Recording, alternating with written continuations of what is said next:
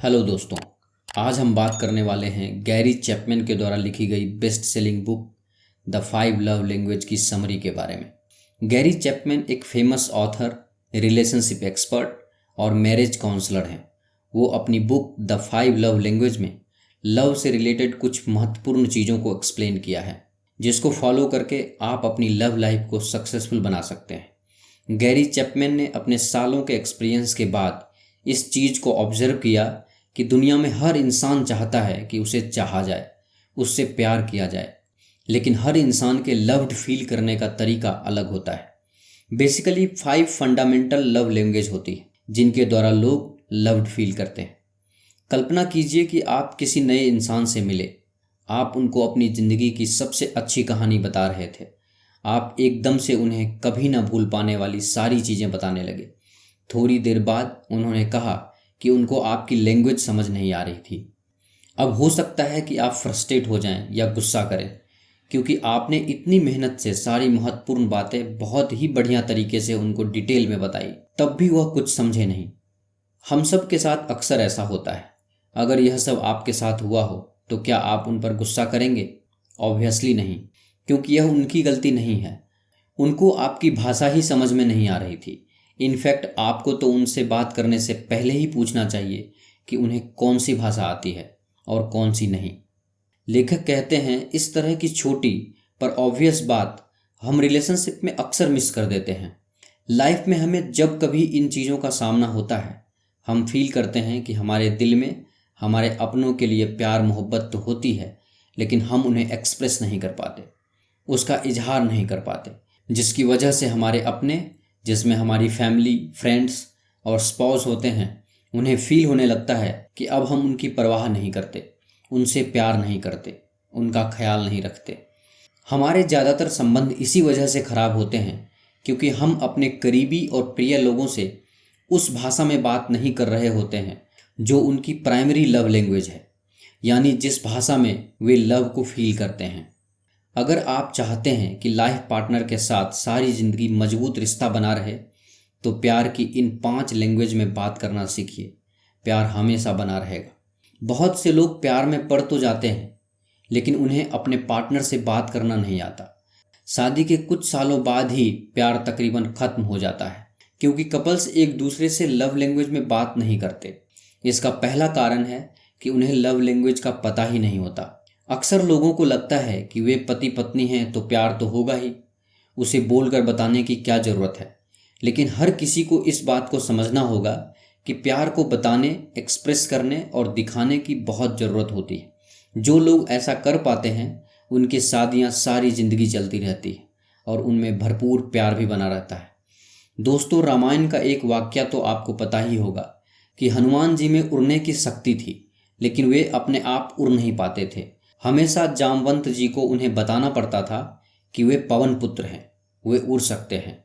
इससे हनुमान जी मोटिवेट हो जाते थे और अपनी शक्ति का प्रयोग करते थे। इसी से सिद्ध होता है कि शब्दों में कितनी ताकत होती है। इसीलिए अपने पार्टनर से प्यार की भाषा में बात करना सीखिए और उन्हें ज़रूर बताएं कि आप उनसे कितना प्यार करते हैं। लेकिन केवल आई लव यू बोल देना काफ़ी नहीं है, बल्कि आपको प्यार की 5 भाषाओं में बात करनी आनी चाहिए। इस वीडियो में आगे हम प्यार की 5 भाषाओं को डिटेल में समझेंगे। दोस्तों, लेखक गैरी चैपमैन कहते हैं कि लव एक ऐसी चीज़ है जिसकी शुरुआत घर से होनी चाहिए। लव के बारे में जो पहली चीज़ आप सीखते हैं वो है अपनी फैमिली से प्यार करना। मेरे हिसाब से लव का मतलब है सैम और ग्रेस, जो मेरे मम्मी और डैडी हैं, जो मुझे 50 साल से भी ज़्यादा समय से प्यार करते रहे हैं। अगर ये लोग मुझे उतना प्यार नहीं देते तो शायद मैं ये बुक लिखने के बजाय अभी तक प्यार ही ढूंढ रहा होता। लेखक कहते हैं मेरे लिए घर का मतलब कैरोलिन भी है, जिसके साथ मेरी शादी हुई। 40 साल से भी ज़्यादा वक्त हो गया है। लोग डिफरेंट लैंग्वेजेस में बात करते हैं, मगर लव की लैंग्वेज और फीलिंग्स को एक्सप्रेस करने का तरीका पूरी दुनिया में एक ही है। अपनी शादी के इतने सालों बाद मैंने ये रियलाइज़ किया कि लव की 5 इमोशनल लैंग्वेजेस होती हैं। इन 5 को यूज करके हर कोई अपने लव और इमोशन का इजहार कर सकता है। मैं यकीन से कह सकता हूँ कि अगर आप अपने स्पाउस की प्राइमरी लव लैंग्वेज को समझकर उसे बोलना सीख गए तो एक लॉन्ग लास्टिंग और प्यार भरी मैरिड लाइफ के सीक्रेट की चाबी आपके हाथ लग जाएगी। तो आइए पहले अध्याय से इस किताब को शुरू करते हैं। Chapter 1, love after the wedding. शादी के बाद प्रेम कहाँ चला जाता है। लेखक कहते हैं, एक बार मैं एक आदमी से मिला जिसने मुझसे मेरे प्रोफेशन के बारे में पूछा। जब उसे पता चला कि मैं एक मैरिज काउंसलर हूँ और मैरिज एनरिचमेंट सेमिनार्स लीड करता हूँ, तो उस आदमी ने गंभीरता से सवाल किया कि शादी के बाद प्यार का क्या होता है।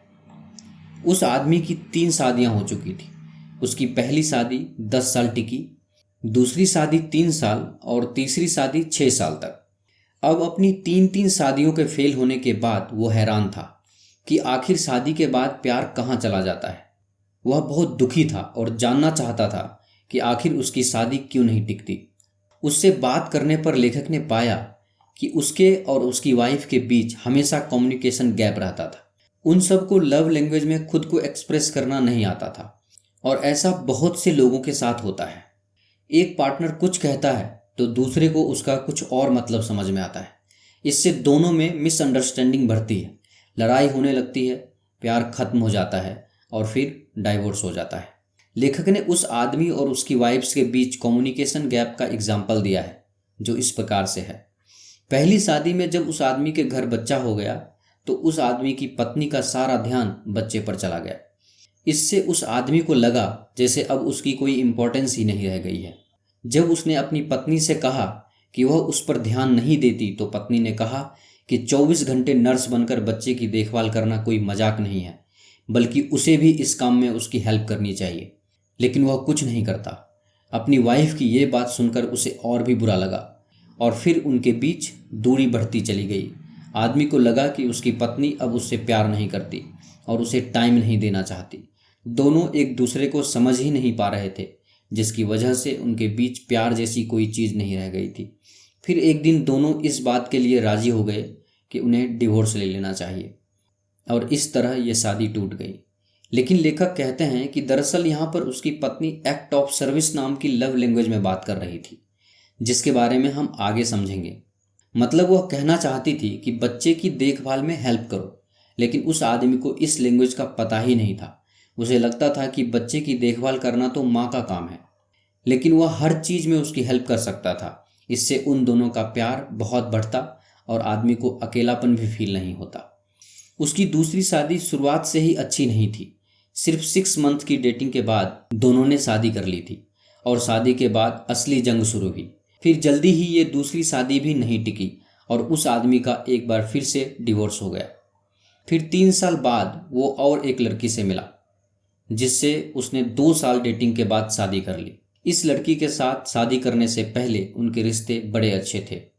इस लड़की के जितना पॉजिटिव पर्सन उसे आज तक नहीं मिला था, मगर शादी के कुछ महीने बाद ही वो छोटी छोटी बात पर कंप्लेंट करने लगी, जैसे तुमने कूड़ा बाहर क्यों नहीं रखा या कपड़े सूखने क्यों नहीं डाले।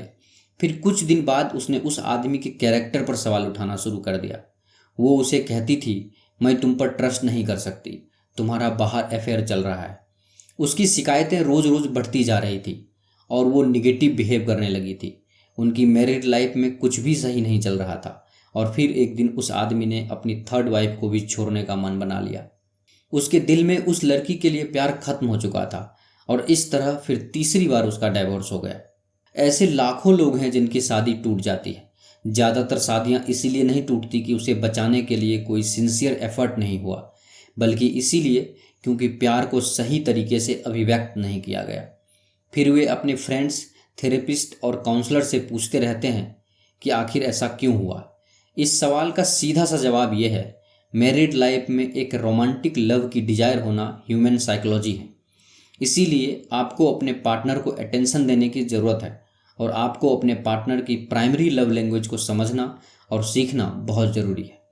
हर इंसान की एक डिफरेंट लव लैंग्वेज हो सकती है, इसीलिए आपको अपनी और अपने पार्टनर की लव लैंग्वेज आइडेंटिफाई करनी होगी, जिससे आप एक लॉन्ग लास्टिंग और हैप्पी मैरिड लाइफ का आनंद ले सकें। इस वीडियो में मैं आगे आपको इन 5 लव लैंग्वेज के बारे में डिटेल से बताऊंगा, जिसके बाद आप समझ जाएंगे कि किस समय आपका पार्टनर कौन सा लैंग्वेज में बात कर रहा है और आप उसके अकॉर्डिंग उचित बर्ताव कर पाएंगे। इससे आपकी मैरिड लाइफ में कोई भी प्रॉब्लम नहीं आएगी। Chapter 2, keep love tank full. Love tank full रखें। लेखक कहते हैं कि हर इंसान का एक लव टैंक होता है। जब तक वह भरा रहता है तब तक इंसान इमोशनली और मेंटली स्टेबल रहता है। और हमारे संबंधों में, विशेषकर विवाह संबंध में, हमारे लव टैंक का भरा रहना उतना ही ज़रूरी होता है जितना कि एक मोटर गाड़ी के फ्यूल टैंक का भरा रहना। जब तक टैंक भरा रहेगा तब तक गाड़ी चलती रहेगी। कल्पना कीजिए कि आपके अंदर एक छोटा सा बॉडी पार्ट है जिसे हम लव टैंक का नाम देते हैं। ये लव टैंक बहुत इंटरेस्टिंग चीज़ है। हर किसी का एक इमोशनल लव टैंक होता है। जब भी कोई पर्सन लव को अपने प्राइमरी लव लैंग्वेज में रिसीव करता है तो उसका लव टैंक भरने लगता है और इस तरह लोगों को लव की फीलिंग होती है। यह तब भरने लगता है जब कोई आपको रिस्पेक्ट व इम्पोर्टेंस देता है, जब कोई आपकी केयर करता है। जब आपका लव टैंक फिल हो जाता है तो आप सिक्योर, इम्पोर्टेंट व कॉन्फिडेंट फील करते हो। आप खुश रहने लगते हैं। और जब हमें लव अपनी प्राइमरी लव लैंग्वेज में रिसीव नहीं होता तो ये टैंक खाली होने लगता है और हमें फील होता है कि हमारी लाइफ में लव की कितनी कमी है। जब ये टैंक खाली होने लगते हैं तभी रिलेशनशिप में इश्यूज आते हैं। जब आपका लव टैंक खाली होने लगता है तब आपको फ्रस्ट्रेशन व वीकनेस फील होने लगता है। डिवोर्स क्यों होते हैं, इसके ऊपर एक सर्वे किया गया जिसमें से 90% लोगों ने बताया हमने इसीलिए अपने पार्टनर से डिवोर्स लिया क्योंकि हमें लगा हमारा पार्टनर हमसे प्यार नहीं करता है, वह हमारी केयर नहीं करता है। प्यार हम सभी की एक इमोशनल नीड होती है। हम सभी के अंदर प्यार का एक इमोशनल लव टैंक होता है जो हमेशा भरा हुआ होना चाहिए, जो समय समय पर खाली होता रहता है। जिससे हम शादी करते हैं उससे उम्मीद करते हैं कि वो हमारी इमोशनल नीड को पूरा करेगा। लेखक हमें लव टैंक के बारे में बताते हैं। लव टैंक का बेसिकली मतलब है एक इंसान कितना प्यार फील करता है। अगर किसी इंसान का लव टैंक फुल है तो इसका मतलब है कि वह बहुत खुश है, वह अपने रिलेशनशिप से सेटिस्फाइड है। अगर उसका लव टैंक खाली हो गया है तो इसका मतलब है वह प्यार फील नहीं करता है, वह इस रिलेशनशिप से खुश नहीं है। आजकल सारे रिलेशनशिप की प्रॉब्लम का बेस यही लव टैंक है। इसके लिए आपको अपने पार्टनर को लव फील कराना होगा उनकी ही लव लैंग्वेज में, ताकि उनका लव टैंक भरा रहे। अगर उनका लव टैंक फुल है तभी तो वो आपको भी भरपूर प्यार दे पाएंगे।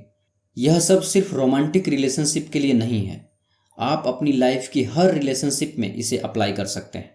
यह सभी तरीके के रिलेशनशिप के लिए सच है, चाहे आप पेरेंट्स हो या किसी को पसंद करते हो, टीनेजर्स बच्चों के लिए जिन्हें नया नया प्यार हुआ है, या फिर आप काफ़ी सालों से प्यार को महसूस व एक्सप्रेस करते आ रहे हैं। फ़र्क नहीं पड़ता कि आप कौन हैं। दोस्तों, ये वीडियो का फर्स्ट पार्ट है। इस वीडियो के अगले पार्ट का लिंक नीचे डिस्क्रिप्शन में दे दिया हूँ। इस वीडियो को देखने के बाद आप बाकी पार्ट्स को ज़रूर देखें। दोस्तों, आप देख रहे हैं गैरी चैपमैन के द्वारा लिखी गई best selling book the 5 love language की समरी। यह समरी आपको कैसी लगी कृपया हमें नीचे कमेंट बॉक्स में कमेंट करके ज़रूर बताएं। अगर आपको यह समरी अच्छा लगा हो तो इसे अपने दोस्तों और फैमिली मेम्बर्स के साथ अवश्य शेयर करें और हमारे लेटेस्ट वीडियो को देखने के लिए हमारे YouTube चैनल बुक्स प्ले को सब्सक्राइब करें। धन्यवाद।